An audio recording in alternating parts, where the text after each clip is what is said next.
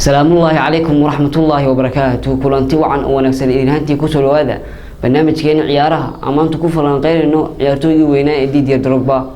برنامج واحد نسأل سين يعني وسلمان جامعة. برنامج واحد كجيمنا يا استوديو كوادي تلفزيون عالمي RBC 24 تي في. دي دروجبا وحاو كل شيء متكم إذا حافظها فقرة عاصمة أبيجان إدلك أفريقيا أما كود ديفوار. كوي tobankii maaris 1987 aabii waxaa la oran jiray Albert halka hooyadiin la oran jiray Coldinen. Drogba yarantii waxaa soo maray xanuuno badan oo ka dhashay isagoo cunto badan cuni jirin, taas oo keentay in marna la helo marna la waayo. Bilowgii noloshiisa waxaa soo maray duruufo adag, xaaladda dalka jahwareer ku jirtay xilligaasi, taasina waxay keentay in waalidiintiisa ay go'aansadeen in ay u diraan France. Isagoo 5 jir ah ayuu la noolaa adeerkiisii la oran jiray Michel Goba oo xilligaasi ka caan ahaa wadankaasi. Kii uu tagay Didier Drogba dalka France waxa uu bilaabay in uu talentigiisii ama mawhibadiisii soo bandhigo, balse waxa hortaagnaa aabihii iyo adeerkii oo doonayay in uu jaamacadiisa ama mustaqbalkiisa caawiyo. waxaana uu khilaaf socday ilaa Drogba laga diiwaan geliyo iskuulka iyo akaadimiyada mid ka mid ah naadiyaashii dalkaasi. 2 sano kadib Drogba wuu qarsan kari waayay xaysaha uu qabo waalidiintiisa oo joogay Abidjan. Drogba marka laga yaabay waxa uu ka garoonka ka sameeyo waxa qaatay naadiga kubadda cagta ee Blues Chelsea. sanad kadib waxa si rasmi ah uu soo wareegay naadiga kubadda cagta ee Blues Chelsea,